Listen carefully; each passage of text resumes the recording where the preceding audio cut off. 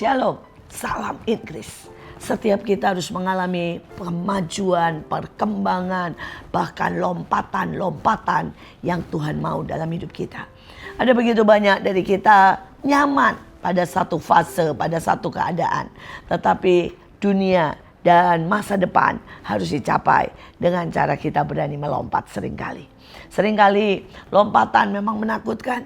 Seringkali lompatan sangat tidak nyaman. Dan lompatan sangat menegangkan. Tetapi mari kita berani untuk meningkatkan kemampuan. Meningkatkan daya juang. Meningkatkan jam doa kita. Karena di depan pergumulan dan tantangan semakin banyak. Saya ambil satu ayat dari Efesus 1 ayat 8 dan 9.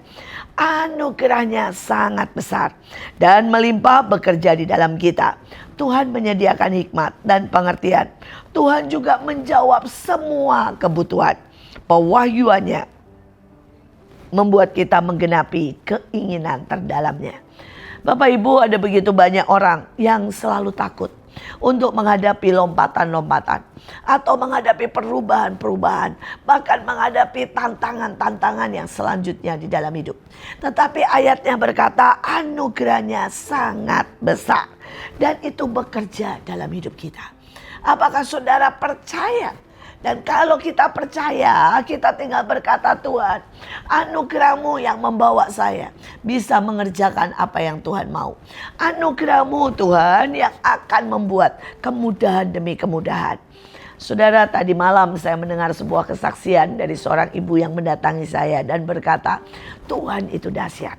Saya berkata, Bu, apa yang terjadi dan bagaimana ceritanya? Hari itu ibu ini mengalami kebangkrutan. Dia kehilangan semuanya. Dan dia berutang atau dalam tanda kutip ditekan, dipaksa, dirugikan, ditipu sebanyak 20M. Dalam keadaan dia sangat-sangat frustasi. Hari itu dia melihat lemper yang tidak dimakan oleh orang, cuma digigit sedikit. Saudara, dan Tuhan berkata, kamu ambil lemper itu, kamu makan dari sisi yang lain. Dan kamu buat lemper itu. Saudara, hari itu dia menangis. Dan dia berkata, mana mungkin lemper bisa membuat saya melunasi yang 20M. Tetapi sekali lagi, dia belajar di dalam tekanan yang paling berat. Dia tidak mendengarkan yang lain. Dia tidak mendengarkan ancaman dari debt collector. Dia tidak mendengarkan hinaan orang. Dia tidak mendengarkan saudara yang namanya kebutuhan demi kebutuhan. Dia pagi, siang, sore mendengarkan firman Tuhan. Dia berkata, saya non-stop di telinga saya. Tidak berhenti. Pada waktu saya kerja, pada waktu saya mandi, pada waktu saya lakukan apa saja yang saya bisa. Dia bilang saya pasang kaset khotbah. Saya pasang lagu pujian. Saya pasang di handphone saya. Semua tentang firman Tuhan. Dia bilang 24 jam saya tidak berhenti. Karena saya memilih untuk mengaktifkan semua anugerah Tuhan. Saya memilih untuk percaya di saat tidak ada kenyataan untuk bisa dilihat. Dia berkata, saya memilih untuk berjuang dengan kekuatan yang dari Tuhan. Saudara, dan singkat cerita, dia mulai membuat lemper. Dia coba terus sampai rasanya seperti itu, tapi lebih banyak daging, lebih enak. Dia coba dimodifikasi dengan lempernya dibakar. Dia coba modifikasi ada lemper kecil, lemper besar, lemper yang sedang. Saudara, dan dia mulai tawarkan kepada banyak orang. Dan sekali lagi dia juga foto itu dan dia masukkan di medsos. Dan tiba-tiba saudara, sekali lagi tidak mungkin manusia, tetapi adalah anugerah Tuhan. Tiba-tiba dia dihubungi dari satu catering ke catering lain. Bahkan dia dihubungi untuk kantor. Dia dihubungi bahkan untuk naik haji, saudara. Untuk memberikan kepada semua mereka yang naik haji lemper itu, saudara. Dan dia sampai berkata, ini tidak mungkin kalau bukan Tuhan. Dan ujungnya, saudara, dia menjadi begitu sukses hanya dari jual lemper. Aneka macam lemper. Dan dari yang kecil, yang besar dan sebagainya. Dan dia mulai bisa kembali membeli membeli rumah. Dia bisa kembali, saudara, untuk membeli tanah-tanah yang murah-murah. Dan kemudian dia membeli tanah-tanah yang murah dan dia jual lagi, saudara. Dan singkat cerita, dalam waktu beberapa tahun, dia melunasi 20 M. Dan hari ini dia kembali punya rumah. Dia kembali punya mobil. Dan dia berkata, saya tidak berhenti membuat lemper. Di usia yang sudah hampir 70. Dan dia terus diberkati Tuhan. Dia bilang satu lemper yang sangat sederhana dan dia merasakan itu. Adalah lemper yang dibuang di meja. Saudara bisa bayangkan, lemper yang dibuang di meja. Saudara, karena orang digigit dan tidak habis. Dan dia mengambilnya. Banyak orang berkata, saya tidak mungkin. Saya punya persoalan yang sangat besar. Ya, ibu ini punya persoalan yang sangat besar, 20 M. Tetapi langkah awal ketika dia memutuskan mempercayai Tuhan dan anugerahnya. Dan itu membuat dia sangat berhasil. Hari ini apa yang saudara dengar itu menentukan. Apa yang saudara lihat itu menentukan. Apa yang saudara pikir itu menentukan. Mari kita pilih. Tidak ada orang yang bisa menyiksa kita. Tapi pikiran kita bisa menyiksa kita. Tidak ada orang yang bisa menghalangi kita. Tapi pikiran kita bisa menghalangi kita. Tidak ada orang yang bisa membuat saudara menjadi gagal. Tetapi pikiran kita sangat bisa membuat kita menjadi gagal. Karena itu hati-hati dengan apa yang kita pikir. Dan bagaimana kita punya pikiran Kristus. Mari dengarkan firman.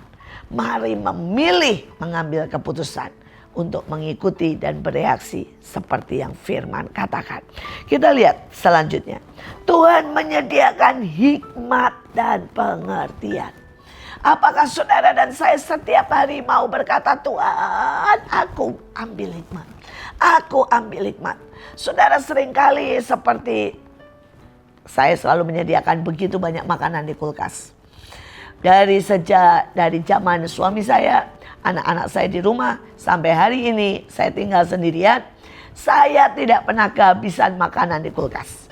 Selalu ada orang memberi, selalu saya beli yang saya suka. Saya selalu stok apapun, termasuk daging beku, termasuk chicken nugget. Semua ada di kulkas saya.